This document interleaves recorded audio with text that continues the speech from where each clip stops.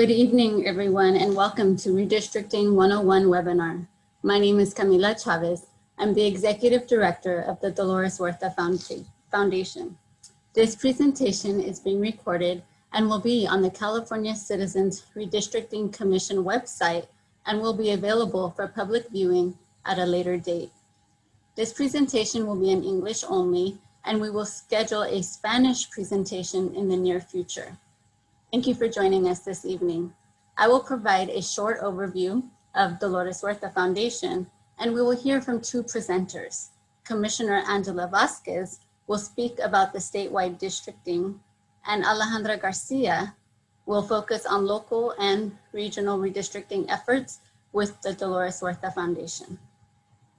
This webinar is being hosted by the Dolores Huerta Foundation. Our mission is to inspire and organize communities to build volunteer organizations empowered to pursue social justice. DHF currently has 12 Vecinos Unidos Neighbors United chapters and a robust youth program. Vecino members in Kern, Tulare, Fresno, and Los Angeles counties are working for education equity, for improved health outcomes, and working to increase civic engagement through voter education and outreach.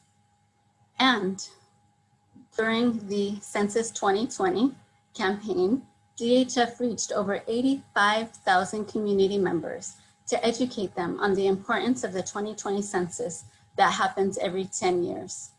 Redistricting is a crucial step in using the census data for representation of elected officials. Now, it's my pleasure to introduce Commissioner Angela Vasquez, who is with the California Citizens Redistricting Commission. After her presentation, we will have a Q&A specifically with her, and your questions can be posted in the Q&A. Great, thank you. All right, so thank you everyone for having me. Thank you so much to the Dolores Huerta Foundation. Super excited to be here. As was stated, my name is Angela Vasquez. I am one of the 14 commissioners selected to draw the new electoral district lines following the 2020 census. I am a social worker by training. I have been in the last decade working as a children's activist and policy analyst across California. I live in Los Angeles, but have quite a bit of roots across Southern California, including the Central Valley. So my father's family is originally from Shafter, California, and I'm the granddaughter of migrant farm workers who marched with Cesar Chavez. So I'm very excited to be presenting to you all here today. And in this redistricting basics presentation, we will be going over who the commission is, what we do, and how you can get involved in the process. Next slide. So just as a friendly reminder, there will be no public input taken today.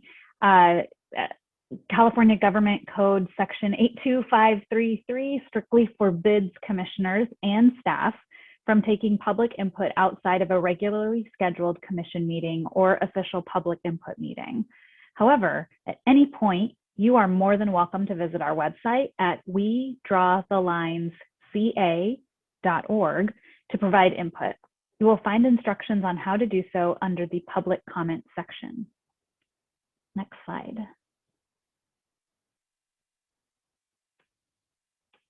So what is redistricting? So we are trying really hard to make redistricting sexy, but it's pretty challenging. Redistricting is defined as drawing new boundaries that determine which Californians are represented by each elected official. Next slide. And so why we redraw district lines? You might be wondering why we have to redraw districts every 10 years. Why this process? It's important to note that a lot changes in 10 years. So communities change, your priorities, your interests, your goals, the makeup of the community. So people are born and die and move.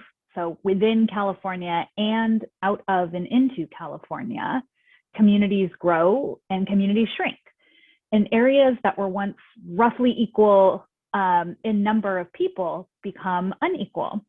So these are some of the big reasons why districts need to be redrawn. As communities change, the districts need to be updated to reflect those changes. Next slide. One of the greatest powers that the people of California have is to elect their own representatives to conduct the business of their government. How the district boundaries are configured can make the difference between empowering and maximizing the voters' voices or minimizing and muting those voices. In most other states, politicians redraw districts and often end up drawing safe districts for themselves to allow them to stay in office. Redistricting has been used at times to exclude communities from political power. By fully participating in and monitoring the upcoming redistricting processes, more communities may have the opportunity to elect candidates of their choice. Speaking up about your community is critical to help keep your community whole to the extent possible.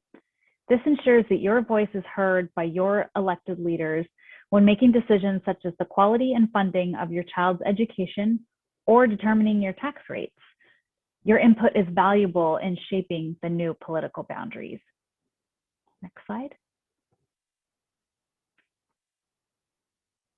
So we thought it would be beneficial for us to break down how redistricting affects you directly. So power to the people. The Voters' First Act was historic in California. It transferred the power of drawing these district maps away from politicians and gave it to the people.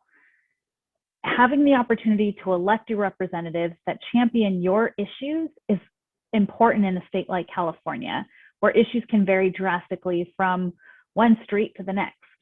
Northern California might champion environmental and economic issues, while Central California might champion water and agricultural issues, and Southern California might champion issues dealing with transportation, housing, and employment.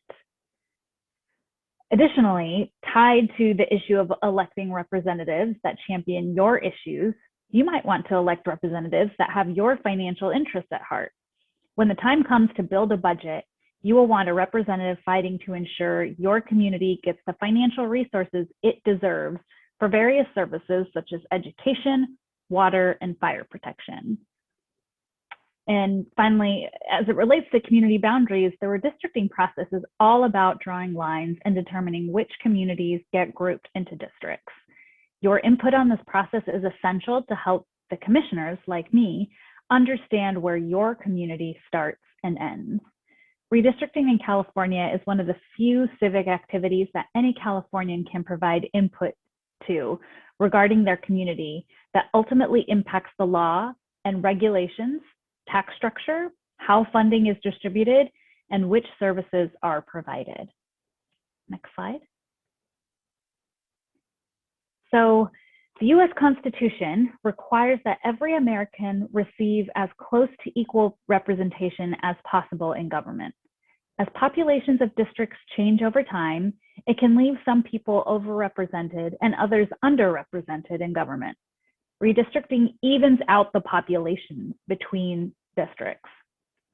After the federal government publishes updated census information, California must redraw the boundaries of its congressional, state senate, state assembly, and state board of equalization districts so that the districts correctly reflect the latest count of the state's population. Redistricting is based on the idea that each of our voices should be represented fairly by creating districts that have the same number of people. Census results are also used to draw new maps every 10 years to account for the ways that populations have changed and moved across the states and districts. At the federal level, reapportionment takes place to reallocate US House seats among the states. This too is done after each national census to ensure that seats are held by the states in proportion to the size of their population. So, for example, California has 53 House seats. That may change after we get updated census numbers. Historically, legislators have drawn maps that allow them to choose their voters. rather than enabling voters to choose their representatives. This former system undermined the concept of fair representation, which is to give people the power to choose their representatives. Next slide. We have talked about how redistricting affects you, and now we will explain why independent redistricting matters. Democracy depends on voters having the opportunity to choose their representatives. When elected officials redraw the lines of their own districts, they get to design their own territory and choose who their voters are. So this slide here highlights key terms in redistricting to help you understand why it is important to delegate the power of redistricting to the people. Gerrymandering happens when the election district boundaries are drawn in a way that gives a particular set of people, like a political party or a racial group, an unfair political advantage over another. This graph shows how in a jurisdiction with 30 people, so 60% orange, 40% purple, 5 districts can be drawn in multiple ways, but it's not always fair. The first 2 examples show 2 ways to draw district lines in a fair manner, where the districts are drawn to reflect the population. The 2 examples on the far right show ways to draw district maps in a manner that does not reflect the population, which is referred to as gerrymandering. This is why independent commissions, like California's commission, were created to remove the politics from the process and focus on the people. Next slide. The commission must follow these criteria in this order when drawing district maps.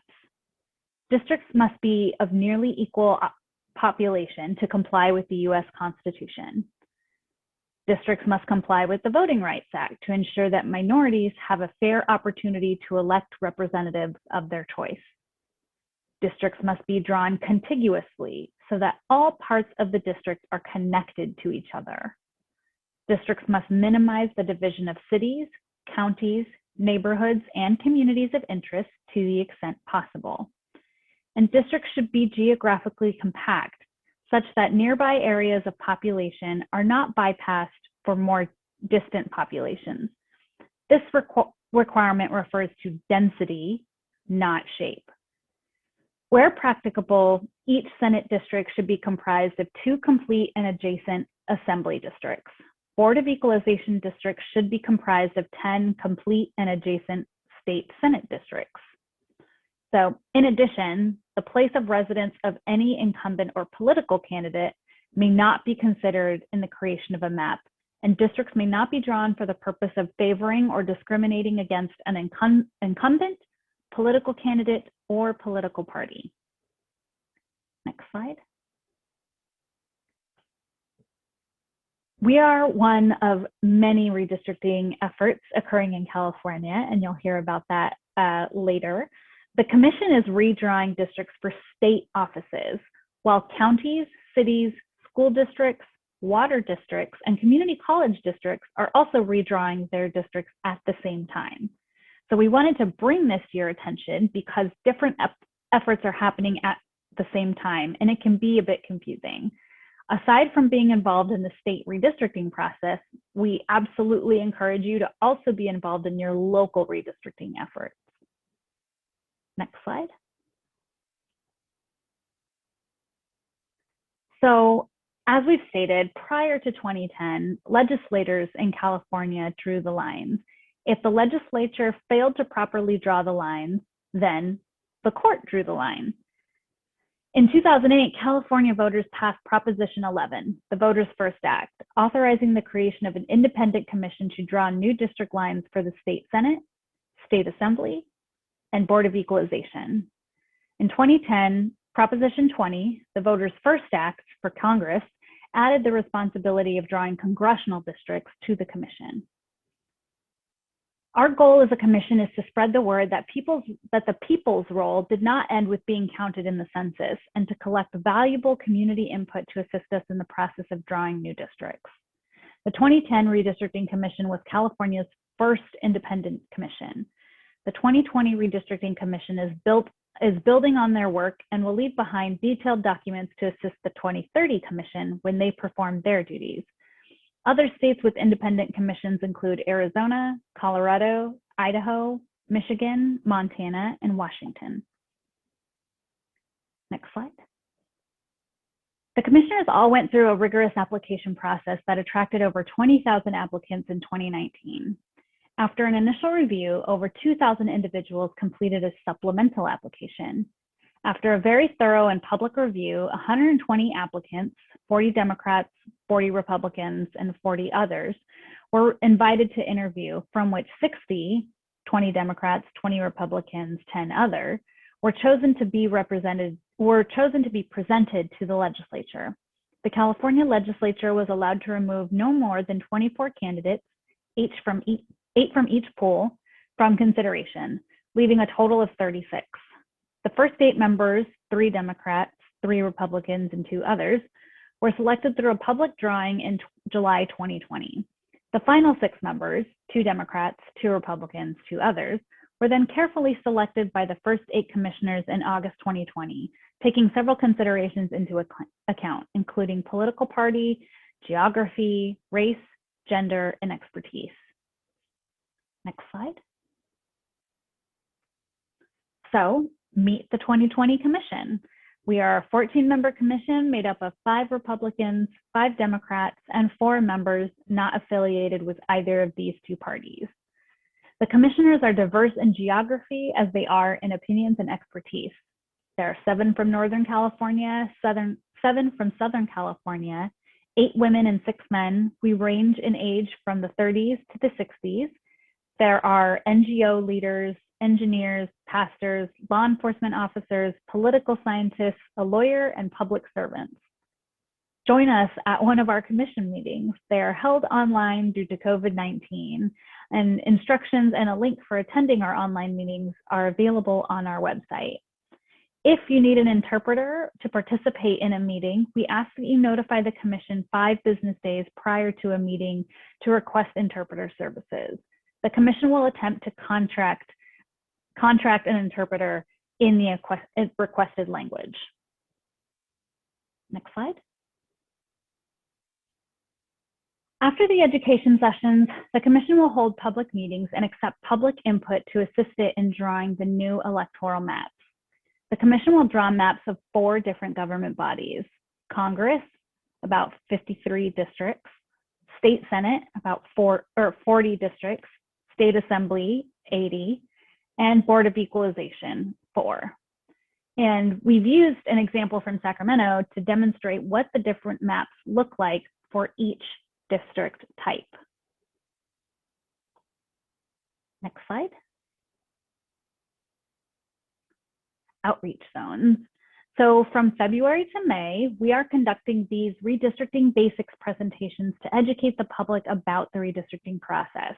We have divided the state into 11 outreach zones, A through K, to better manage our outreach efforts and to build relationships with community groups such as yourselves. We're eager to engage with all communities.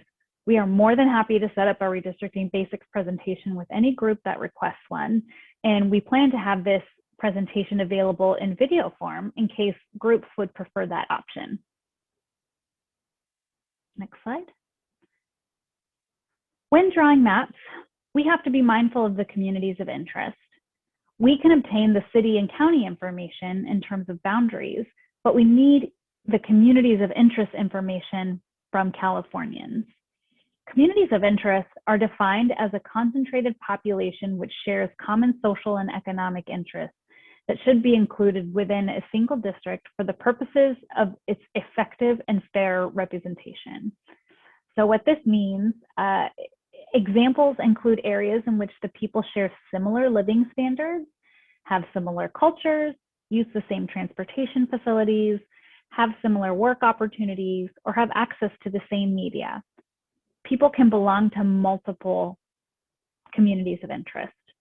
And it's important to keep in mind that a community of interest is not the same thing as a district, but communities of interest are like the building blocks of districts. Some ways that you can describe your community are geographic, so waterways, rural, urban, mountains boundaries. So this city, this town, this county, this school area, and things you have in common.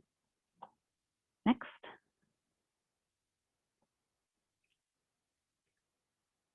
Your input is vital to the success of the commission. We've identified the ways you can participate in 3 simple steps. So first, describe your community. Tell us about your community. What are your shared interests? What brings you together? What is important to your community? Are there nearby areas that you want to be in a district with? Nearby areas you don't want to be in a district with? Why or why not?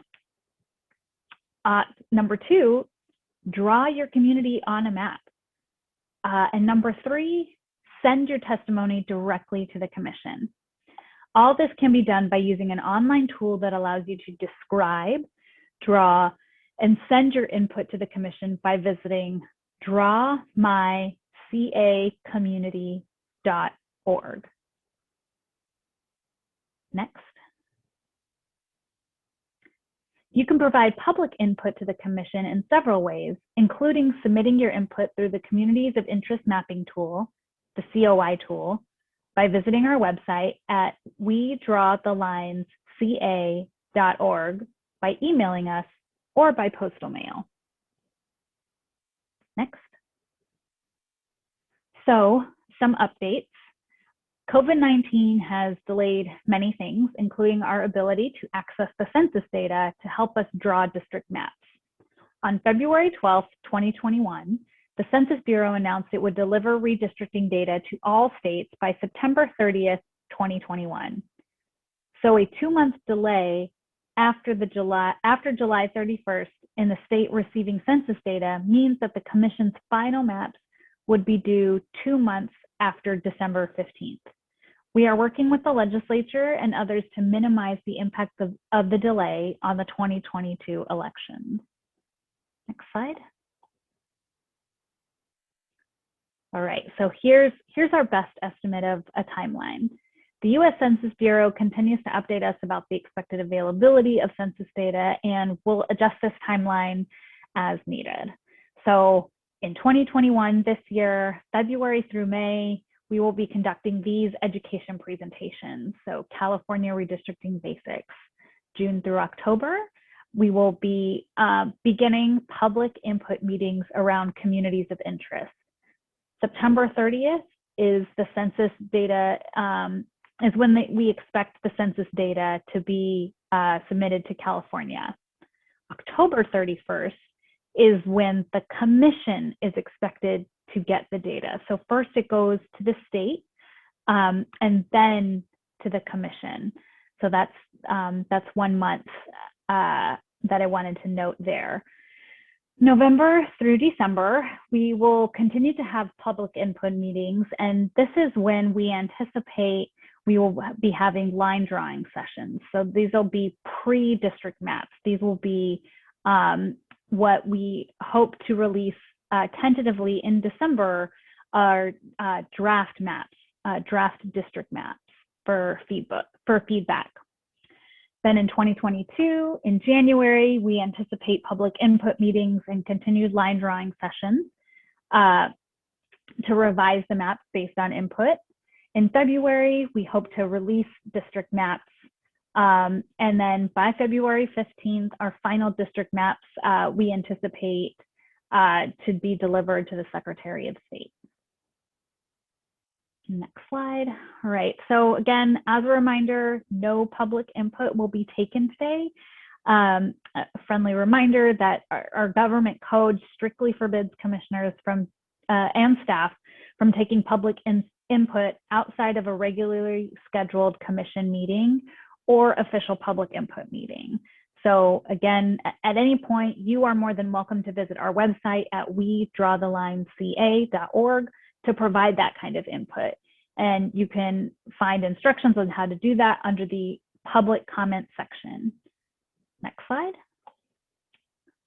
And again, because we want to continue to engage the public in this important redistricting process, we are conducting these kinds of educational sessions prior to going out for public input. And so if you would like to request one of these educational sessions, please contact the commission by emailing Marcy Kaplan. Her contact information is below. And also follow us on social media at WeDrawTheLinesCA. We are on Instagram, Twitter, Facebook, LinkedIn, and YouTube. And with that, thank you so much for having me.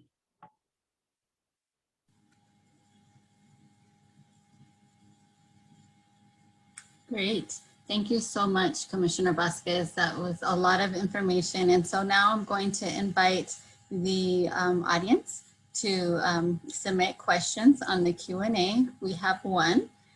So John Winkler, I'll just read exactly what he wrote. Thank you, Commissioner Vasquez, for coming this evening. My question is, assuming the commission is not entirely self-governing, what government entity is responsible for the oversight and regulation of the state's redistricting commission?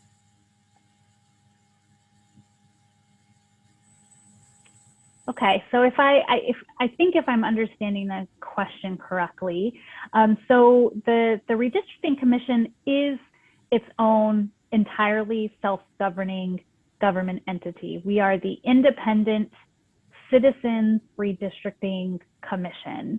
So that actually means that the entity responsible for the oversight and regulation of this commission is ultimately you, the people, you, the residents of California. Everyone who lives in California has a stake in this process and has a role in ensuring that we are transparent and fair. That being said, we are governed by our own particular piece of legislation, the Voters First Act. And so in there, if you're really interested in the nitty gritty of sort of how we were chosen and sort of the requirements that we are bound by and that the citizens of California sort of bound us by, those are the rules, and you can find those in the Voters First Act. Great, thank you. Brandon Ving is asking, are the local timelines comparable to the state and federal timeline? I think that question is referring to census timelines. So, you know, I personally cannot speak to the federal timelines. We are doing our best, as I said, with that tentative timeline to align to the best of our ability what we know for sure, which is that the census data will be delayed.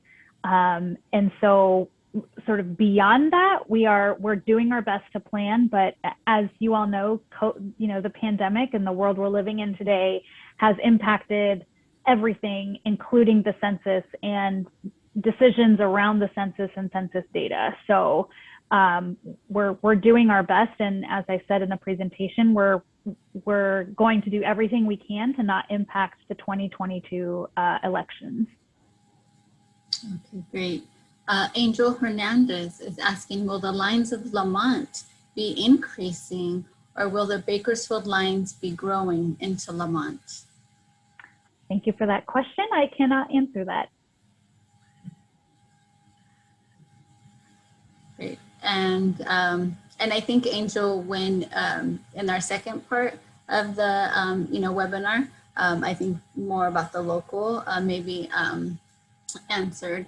Okay, Pam Whalen is asking, why do Republicans get the same number of commissioners as Democrats when they have much fewer registered voters than the Democrats in the state of California? That this is the way that the Voters First Act was constructed. I don't pertain to know exactly what the authors were thinking. That being said, it's incredibly important that this Redistricting Commission reflect the values of Californians as a whole, and it's incredibly important to maintain our independence, that we are not just bipartisan, we're multi-partisan. So not only do we have an equal amount of Democrats and Republicans, we also have an equal amount of those individuals who are not affiliated with either of the two major parties. So this is an important component of California's independent Citizens Redistricting Commission. Thank you.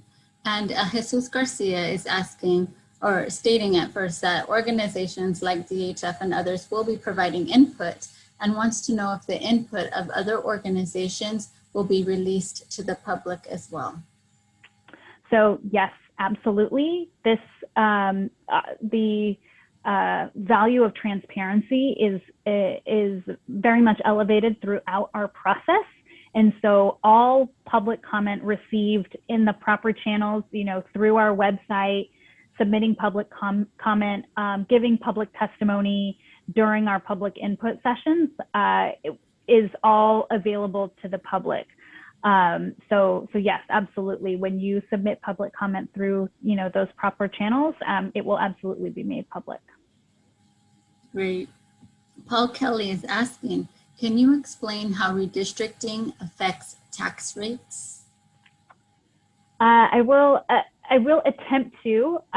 So essentially in California, it's the State Board of Equalization, I believe, who plays the biggest role in setting tax rates. And so essentially with the Redistricting Commission, our role in redrawing those districts, basically sort of, that's how it impacts the process of setting tax rates. So we are identifying districts for State Board of Equalization rates.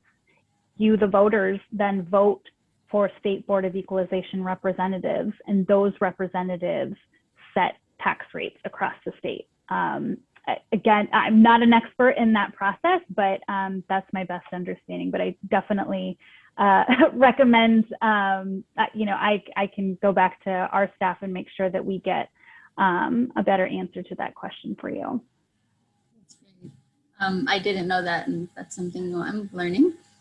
Jason Carnes is asking if a community like the Visalia Barrio would prefer to be lumped with other Latino communities instead of the rest of the city of Visalia, which is much wider. Is this possible? Thank you for your question. Unfortunately, that's a little too specific, so I'm not able to answer that question. Okay. And Robin Cole is asking, can you please repost the URL for Draw My District input from citizens? Yes, we can put that up. I don't want to misquote it either. I believe it's drawmycacommunity.org. Yes, that's it. Yes. Okay. Eric Payne, Executive Director of the Central Valley Urban Institute. Commissioner Vasquez, thank you for taking the time out to share with us today. Will you be a champion of language access to ensure those in the Central Valley from the African diaspora can fully participate and engage in this process with equal language access for communities like Stockton, Madera, Tulare, and Fresno? Thank you for that question. The position of the commission is really one that absolutely is supporting language accessibility. We have spent a lot of time and energy into ensuring that everyone has access to this process. It's super important. And so really appreciate you flagging the African diaspora in particular. And so just want to acknowledge that and thank you for your comment. Great, and someone is asking about the recording of the webinar. Just to remind folks is that this recording will actually be made public through the California Citizens Redistricting Commission website. Okay, let's get to the next question. Okay, Diana Lopez, what are the specific tasks and responsibilities of a commissioner? Is there any prior experience, educational background, or other qualification required? So it's a lengthy list of requirements, but basically there were requirements that really we be impartial. We had to demonstrate our ability to be impartial. We had to demonstrate that we understood, appreciated, and respected the diversity of California. In particular, those are the two that really come to mind for me. In terms of the specific tasks and responsibilities, ultimately, the commission as a whole are going to be drawing the lines for these electoral boundaries. And so that is our ultimate goal. It's not the commission staff whom we've hired that are drawing the district lines. It is the 14 of us in collaboration, in conversation with each other and with all Californians to draw those lines to the best of our ability so that they are fair, equitable, and truly informed by community voice. So that's really our ultimate goal, is to draw the lines. Great. Esperanza Avalos is asking, is there a process for high schools to request this presentation? I am so glad you asked that question. Yes, we would love for high schools to request this presentation. You can use the same information that I posted on the last slide, which I understand will be made available and is also available on our website. So Marcy Kaplan is heading up our presentation coordination. So please definitely have your high school civics teachers in particular reach out to us. We would love to present. Great. That was the last question for now. Are there any other questions from the over 100 attendees that are currently joined on this webinar?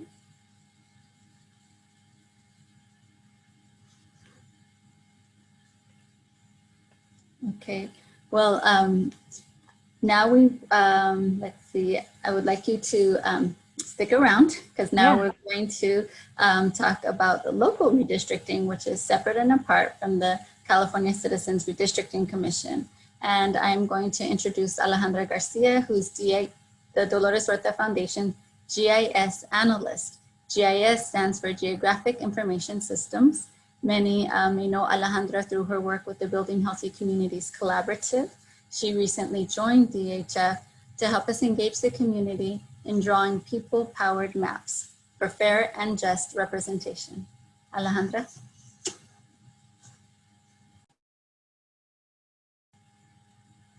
Sorry about that. Thank you, Camila. Greg, can we start on my slide, please?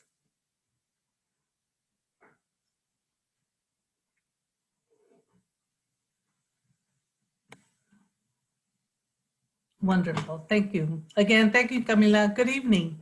Thank you for joining us. Thank you for filling out the census. Yes, redistricting is the next step, drawing new boundaries. Next line, please. Thank you. District lines must reflect the needs of the community, not the re-election of politicians. These maps represent the types of districts DHF will engage across the valley. On the upper left-hand side, the example State Assembly District.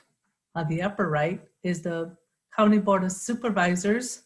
Lower left, an example of high school districts, and this is all Kern, I'm sure you know. And on the fourth at the bottom is city school districts. Examples of special districts are water boards, parks and recreations, hospital districts, community service districts, and airport districts, to name a few. Next slide, please. The Southern San Joaquin Valley, also known as the Central Valley, is a vital area to the economy and success of the state. With a long history of agriculture and oil centers, its growing and increasing diverse population means its influence in the economic and political future of the state will continue to grow. Next slide, please. DHF is committed to following industry standard best practices for redistricting: relative equal size, compactness, continuity, follow city, county, local government lines, maintain community of interest, include ethnic and language minorities and other groups, for example, Greenfield, the Sikh community, unincorporated of Lamont and Oildale. Next slide, please. This is a map that DHF created to show how the Kern High School District drew lines to protect 3 incumbents and disenfranchise the Latino community. And we're focusing on the 3 triangles on the left side of the map. These 3 incumbents live 3 miles from each other, and their children would be attending the same elementary schools and high schools. These trustees lived among the wealthiest neighborhoods in Kern County. This is an example as to why the community needs to get involved in these maps as these maps are being drawn. The district spent thousands of taxpayers' dollars for lawyers and demographers to protect these incumbents. I want to point out that the district split communities of interest. For example, Oildale, which is on the top part of the map, it's split between District 1 and 4. Rosedale, again, those 3 triangles, is split among District 1, 4, and 3. On the lower right-hand side, Lamont was split between 3 and 5. As you see, from the dots, the Latino community is split in 3 districts, 2, 3, and 5, which was the basis for the Federal Voting Rights Act lawsuit that they were threatened with. If the Fair Maps Act also applied to school districts and other special districts, this map would be illegal. Next slide, please. DHF and other organizations mobilize residents and youths to provide input during this map process, as you can see in these photos. DHF has a track record of successfully advocating for fair maps and representation in our local districts by organizing community members to give public input and advocate for their communities. Next slide, please. How to participate in drawing fair maps. Partner with DHF. We want to ensure community concerns are heard, no matter where you live. Engage community, join one of DHF community meetings or workshops. Stay connected. Your first step can be filling out the survey that's going to be conducting after this webinar. Next slide, please. Next steps, join our social justice network, attend our next webinar, tell your neighbors and friends about redistricting, share with us about your community and your interest. Next slide, please. Thank you, and this is my contact information if you have any questions. Thank you, Alejandra. Now we will open up for Q&A. And I see we have some questions in the chat. The first question, I believe, is for Commissioner Vasquez. And Juana Chavez is asking, are there any LGBTQ plus farm workers or persons living below the poverty line on the commission? So I do believe there are LGBTQ plus commissioners on the commission. I don't believe that there are any farm workers on the commission. And I'm sorry, I forgot the last, what the last question was? Low income. Low income. So, you know, I'll be honest, I don't really know what the income levels are of my fellow commissioners. That said, I believe we had to, if I'm remembering correctly, we did have to report a range of what our income level is. And so I definitely know that it was part of the process to ensure economic diversity on the final commission, that our income level was taken into account. I can say that that for some of us, you know, we do have day jobs. Others are retired, and so there are definitely a range of incomes for sure on the commission. And what I understand, just to add, is that it's a huge time commitment. So when we were looking and encouraging regular community folks to apply, farm worker types, low income, that there are so many hours that you have to dedicate that I believe are volunteer hours, that for low income folks, it's, that was not an option for many of them. Yes, so absolutely. From a personal perspective, I did note that in the application process. So commissioners do receive a stipend, a daily stipend for this work. But, for most folks, it's not going to be something, well, I won't speak to that. I will say it is a stipend. And at the same time, for many of us, we are working and also have that income as well. It is a huge time commitment for sure. And so for a lot of folks, I can imagine that was a barrier in of themselves, in addition to potentially a loss of income by having to choose either commission work or their full-time gig. And I'll just say I am grateful that I have the privilege of being able to handle both. I have, a pretty flexible work schedule. That's a huge privilege, and that's not something that's available to, most Californians, I would say. So definitely want to acknowledge that the income piece absolutely is a source of privilege. Great, thank you. So I wanted to ask our tech team if you could, put in the link for folks to join the Social Justice Network. It's joindhf.org. We also have a survey that we'd like folks to fill out as well. So there is a question in the chat of how do we join the Social Justice Network? So again, it's joindhf.org. And Hugo Morales is asking, how can we work to prevent unfair maps?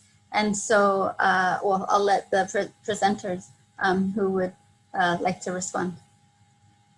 Well, part of it is getting involved.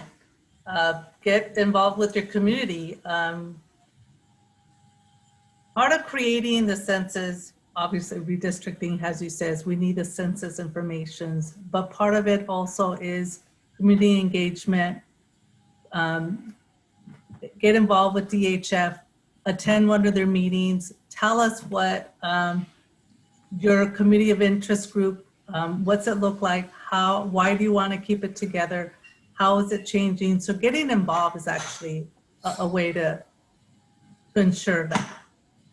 Yes, absolutely. This is not a passive process by any means. We are so grateful that you all, filled out your census and you got others to fill out your census, but that was step one. And step two is really making sure, you counted in the census, and now it's time to help us make you count, right? Like that is how we're phrasing redistricting.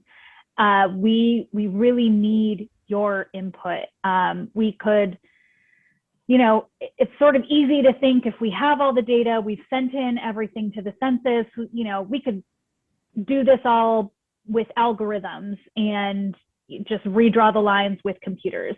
That is not at all what the Redistricting Commission is about or what we're mandated to do. We are required and we need your input to tell us what those communities of interest are, who is your community, where are you located, and why is it important that you stay together when it comes to voting? Why do you and your neighbors, who are your neighbors, and why do you all want your votes counted together? That is what redistricting is about. So it's not a passive process. We need your input. So please engage.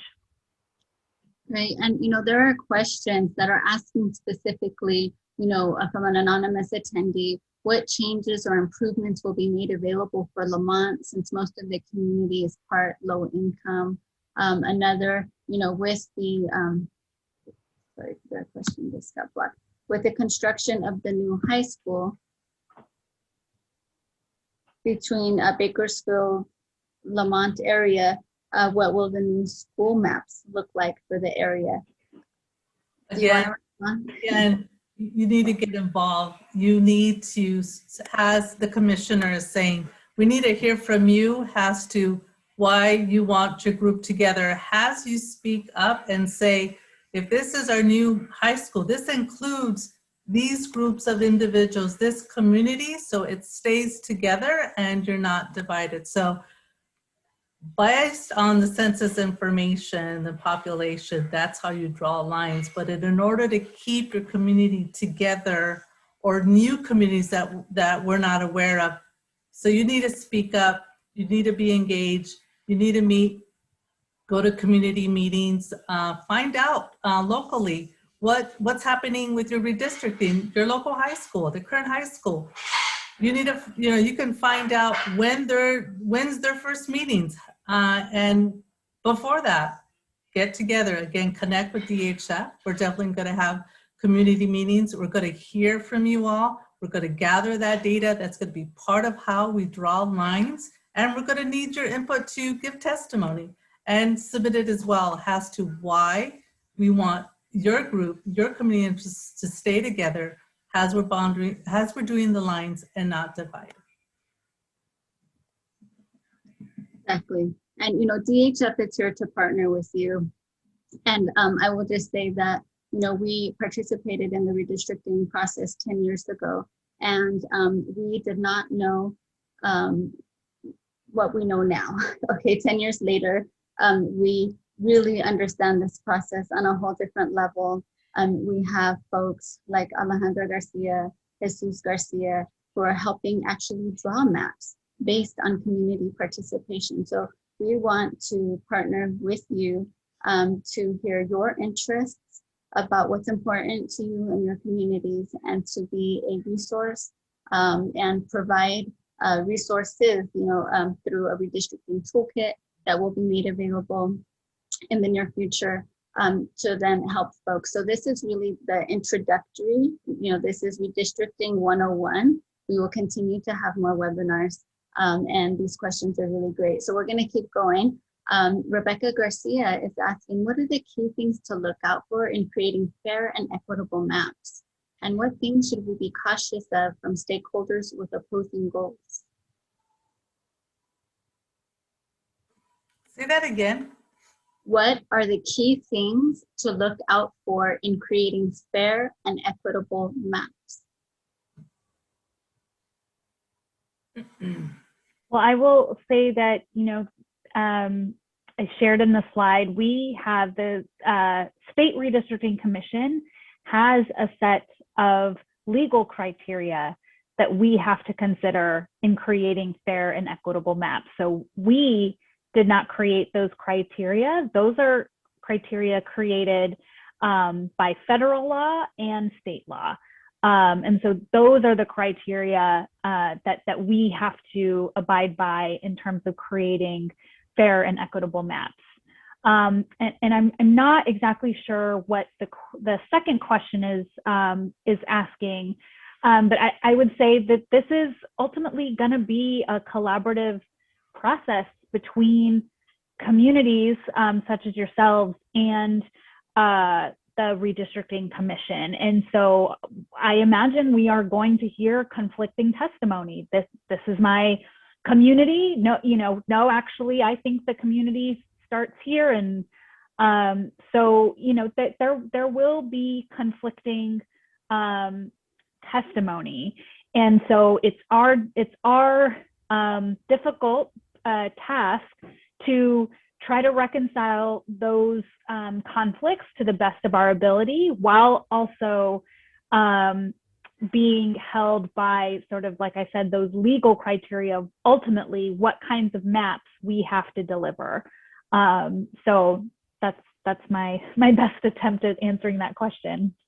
Well, also when drawing lines, there's best practices when you're drawing the lines. You look at the population side, they have to be equal, right? when you're creating lines, you have to make sure they're compact. So you're not drawing lines and you're grabbing from this end to include them. So you want them a nice compact. And then again, that they're not jumping around, as I stated. So there are guidelines in drawing the line. So that's part of the process in keeping it fair. So we're not looking way over to the left, like the example that we did at the current high school district and what they did there. So that is not a fair map. And so in practicing in using these best practices and creating this, like that's part of the process. But the most important part and why we keep repeating it is we need to hear from you, from the community, to say, this is our community, so it's not divided. Like the examples that I was telling you, how Oildale was split, and Lamont, and the Latino population, how they drew lines instead of doing a nice compact line to keep the Latino community together. So they were not practicing best practices. That's something that we will be doing, DHF is going to be doing with, of course, community input. And I would just add to what Alejandra is saying, is that's why it's so important that we engage our friends, our family, our neighbors, let them know what you learned today in this process, and keep coming back, right, as we have additional webinars. And then we will dig deeper into the whole process of getting input, making those maps. And so that's where we really want you to be involved, right? Democracy happens when we all participate, or democracy works best when we all participate. Just like the census, we all had to come together to make sure that every single person was counted. Now this is the next step. And because these processes only happen every 10 years, there are so many people that, well, what is that again? And I don't remember. 10 years is a long time, right? So we have to re-educate ourselves and each other, right? So I'm gonna move on to Santos Garcia. What are the roles of county supervisors and city council members in redistricting? That's a good question. Each county, each city can create a commission to create these lines. I believe Kern County chose that they're going to draw the lines themselves within the county. So there again, we need to be part of that. You need to participate in those meetings, understand what they're saying, and ourselves, DHF is going to be part of that as well in creating the lines of the Kern County with community input to ensure there's fair representation on that board, that the board reflects our community. So each city and county chooses how to move forward in that. Great, and I will just add that, they hire, demographers and, all of that. So that's why it's so important that we show up to these community meetings and let them know, that we're communities of interest. And, one person can go and talk about that, but if several come and say, yes, this is our community and these are what issues are important to us, asking those that are drawing the lines to consider is going to be most effective. So Rebecca Garcia is a policy advocate with the Central Coast Alliance United for Sustainable Economy, CAUSE, who will be involved in drawing maps on the local level. We appreciate your guidance and thank you for this helpful webinar. Thank you, Rebecca. Okay, Hugo Morales. What are some strategies to build a record at the public hearings or input so that we can lay the groundwork for a subsequent lawsuit in case the lines are drawn unfairly? So I think again, be part of the process, go to the meetings, have your voice heard. If there are, if DHF presents equitable lines and that represents the community, but the county, the city chooses to do and choose another map, then it's a different level that you can choose to go to. But again, participate in every step of the way. So there's a record that has happened. And then of course, if it is not gone to in the manner that you would choose to, there's always a different avenue. If I can just add to that, the latest example that Dolores Huerta Foundation, the redistricting process that we were involved in was with the Kern Community College District. And so we reached out to the district. We wanted to, we met the demographer. We got a hold of, when the meetings were going to be. We made sure that, college students and other residents in Kern County knew about those meetings. So it's about showing up. We then created informational brochures about what is redistricting, how to engage. We also helped collect community of interest forms, right? So folks can say what was important to them as college students and transportation and how they got to the campuses. So we did keep records of all of these. And so that is a strategy, right? Is that we're working to engage folks and that you are also keeping a record and also, letting the press know what's going on so that you can amplify the message and that this process is happening and, getting folks to engage as well. And then as far as the lawsuit, that's where attorneys will come in and see, if in fact, the California Voting Rights Act was violated, and then there can be, legal grounds for, a lawsuit and the litigation strategy from there. So I know that was a lot of information there. So Robin Cole is asking, how do we find out who is on the commission in our communities? And so, I'm assuming that you're talking about the local districts. And so it's really checking in with the local, city councils, board of supervisors, right? To see what is their redistricting process. And I don't know that they're going to have commissions like we do on the state level. Do you happen to know that, Commissioner Vasquez? Are there any local jurisdictions that have similar commission structures? My understanding is yes. So I believe, so where I'm located, Los Angeles County does have a county redistricting commission. I believe they're wrapping up, if they haven't already chosen who their county redistricting commissioners are going to be. So yes, there are. So not all, as you said, not all communities have independent redistricting commissions. So definitely that's some community work in trying to figure out who is on your local redistricting commission. Great. And I just got a note as well that the Mexican American Legal Defense Fund, MALDEF, is working on redistricting, and they have a Central Valley coordinator here in our area. Ugo, again, is there a resource to turn to draw the maps at the local level in the San Joaquin Valley so that we can advance these to our respective county board of supervisors, school districts, etc.? And what we are doing as a DHF and our commitment is to continue to bring that information to you. So this webinar is really 101, the basics of redistricting. We will continue to dive deeper, and we will bring those resources to you.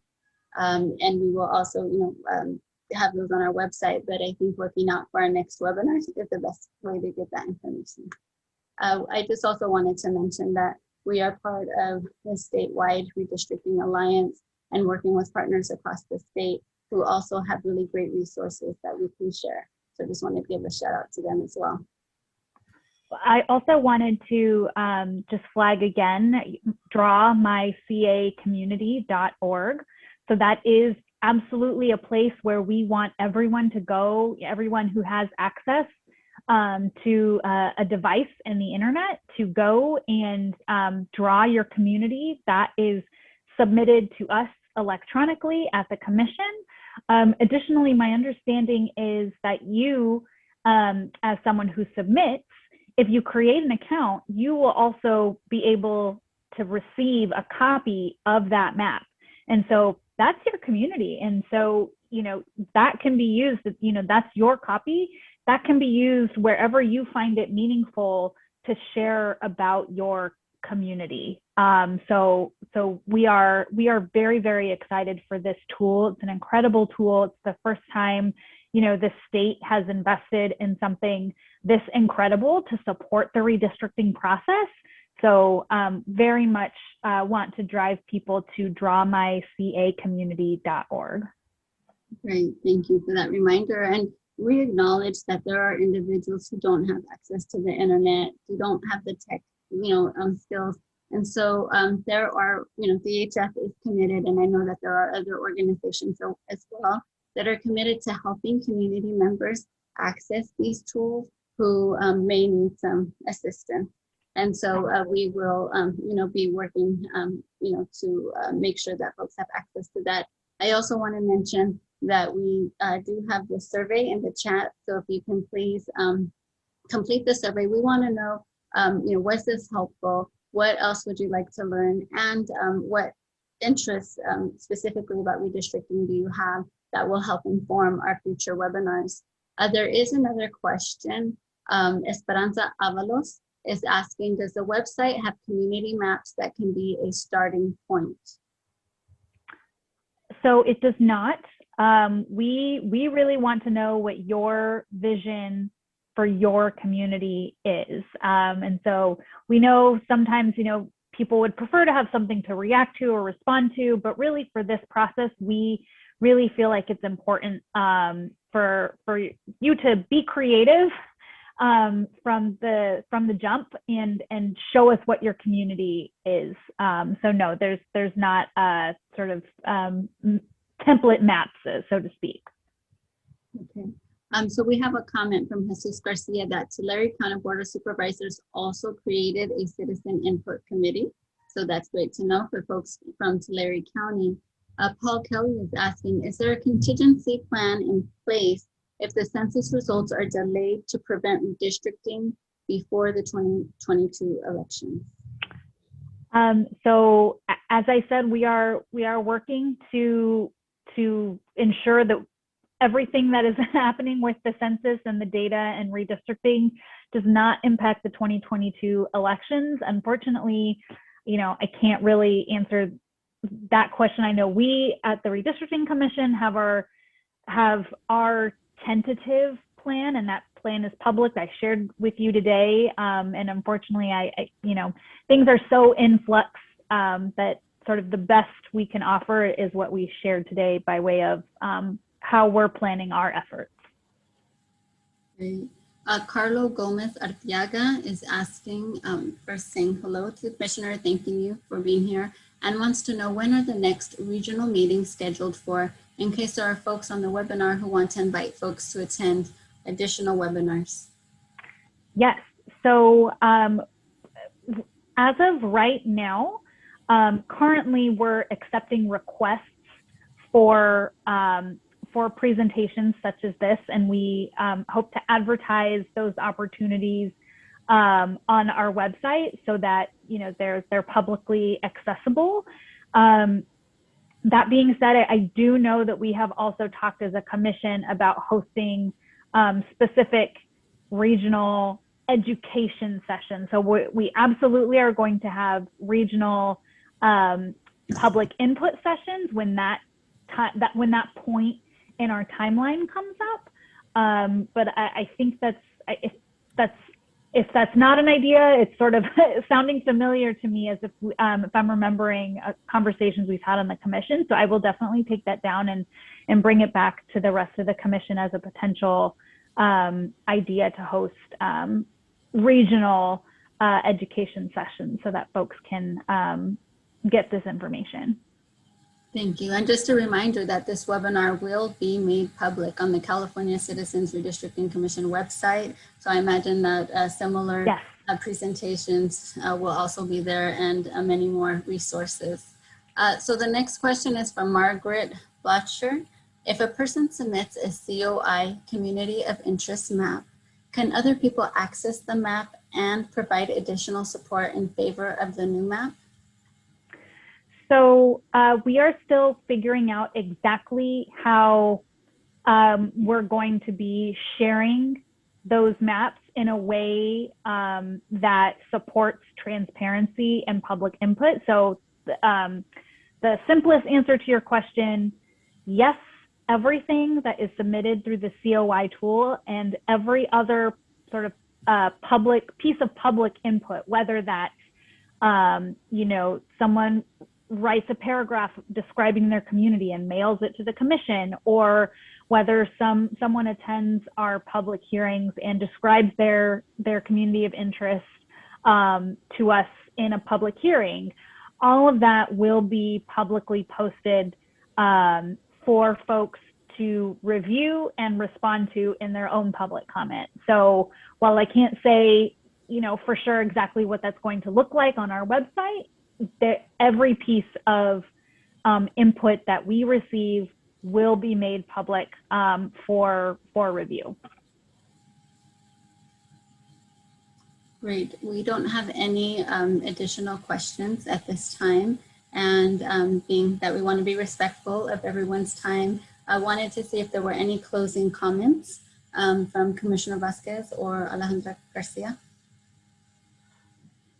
I only to say again, thank you so much to the Dolores Huerta Foundation for the work you do in the community and for gathering everybody here today. We are so thrilled to be in conversation with you all.